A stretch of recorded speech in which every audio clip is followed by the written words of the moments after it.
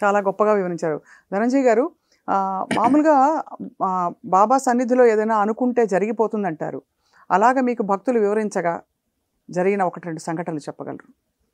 అంటే అవి లౌకికంగా చిన్న విషయాలు కావచ్చు, లేదు మానసిక ఒత్తిడే కావచ్చు, అంతా ఏదైనా అవ్వచ్చు, కానీ ఏమైనా జరిగిన సంఘటనలు మీకు తెలుసా? చాలా మంది అండి. నిన్ననే ఒక దగ్గర ఒక ఫంక్షన్లో ఒక మేడం కలిశారు.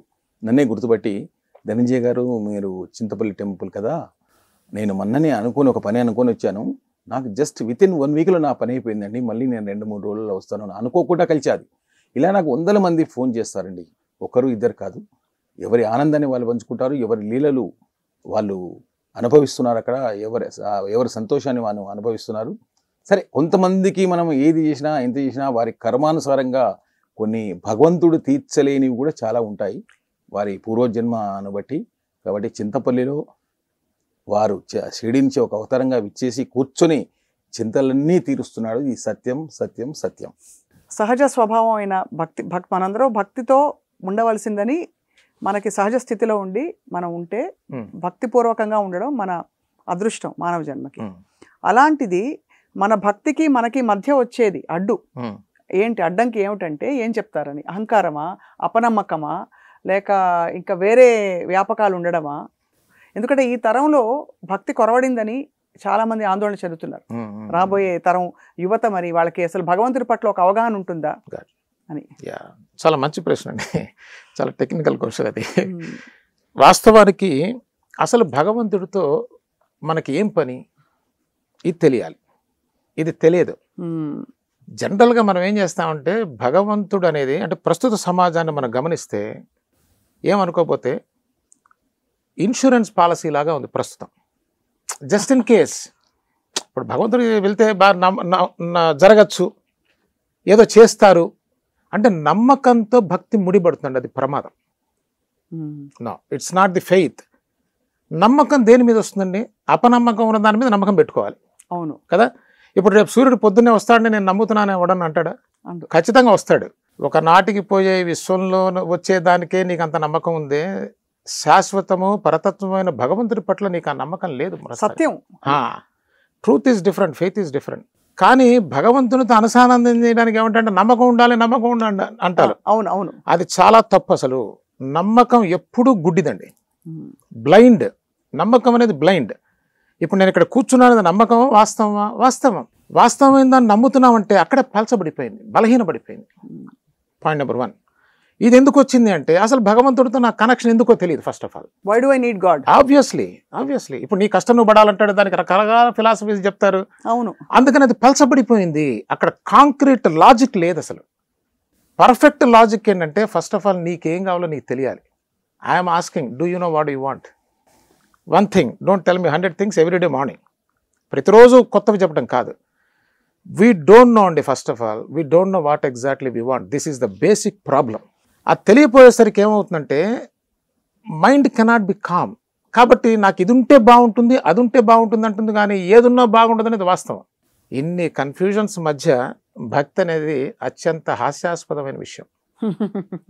కాబట్టి భక్తి సంథింగ్ ఎ ట్రమండరస్ ఫోర్స్ అండి.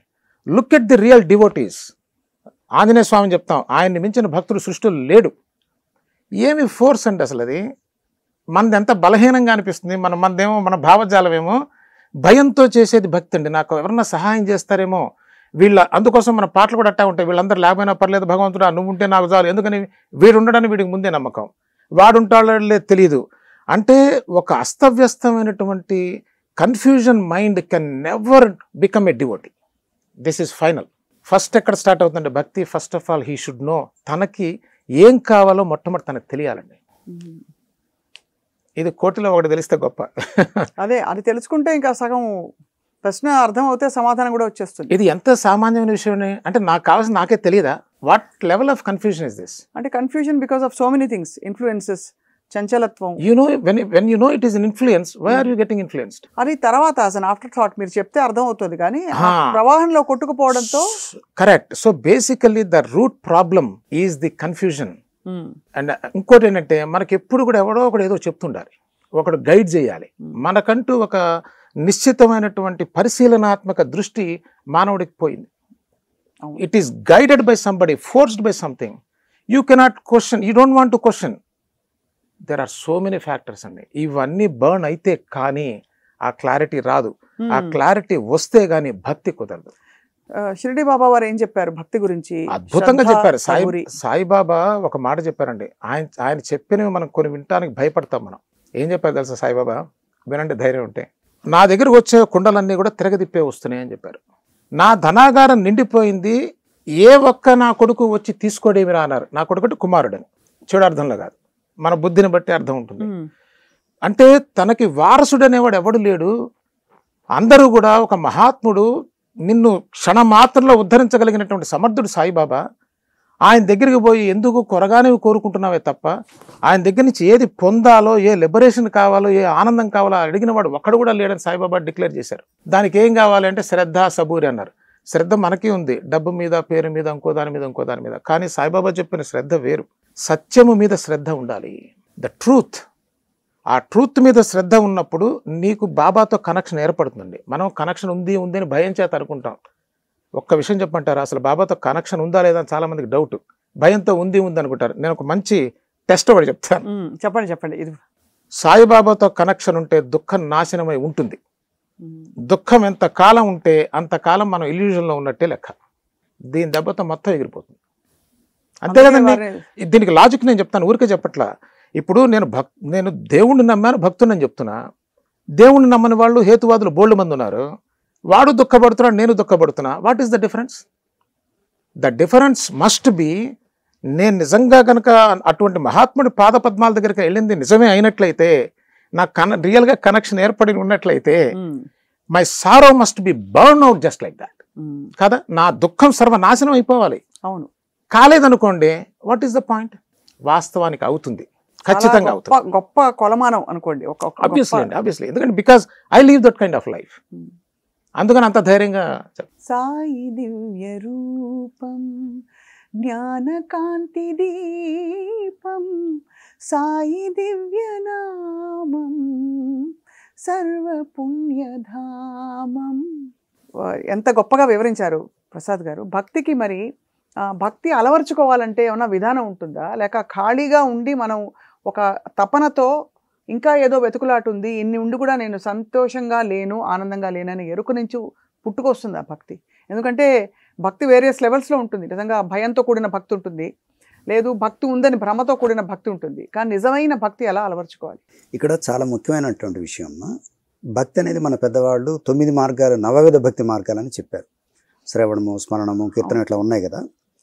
ఈ 9 మార్గాల్లో ఏదో ఒక మార్గం ద్వారా భక్తిని అలవర్చుకోవచ్చు. అయితే భక్తిని అలవర్చుకోవడానికి ముందు అతను అంటే ఒక పరిణతి చెంది ఒక స్థాయి, ఏదో ఒక ఆపదలో కానీ, ఒక అవసరంలో కానీ, లేకపోతే అది ఇక తప్పదు అనేటువంటి పరిస్థితిలో కానీ దేవుడి దగ్గరికి వస్తాడు. అతని యొక్క స్థితిని బట్టి ఒకళ్ళని ఆశ్రయించాలి. ఈ ఆశ్రయించినటువంటి ఆ భగవంతుడు ఎవరైనప్పటికి కూడా ఆ ఆశ్రయించినటువంటి భగవంతుడి నుంచి అతను ఏదైనా ఒక మెరాకిల్ అంటే అతనికి ఏదో ఒకటి అవ్వాలిగా. నేను ఒక దేవుడిని మొక్కాను, ఆ దేవుడి దగ్గర నుంచి కోరిక తీరింది అనుకోండి, అప్పుడు ఆ కోరిక తీర్చాడు కాబట్టి అతను వస్తాడు. ఇప్పుడు ఈ ప్రస్తుతం ఎలా ఉంది సమాజం అంటే, ఈ కోరిక తీర్చాడు అనుకోండి ఈ దేవుడి దగ్గర ఉంటున్నారు, ఈ కోరిక తీర్చలేదు అనుకోండి ఇంకో దేవుడి దగ్గరికి వెళ్ళిపోతున్నారు. అవును.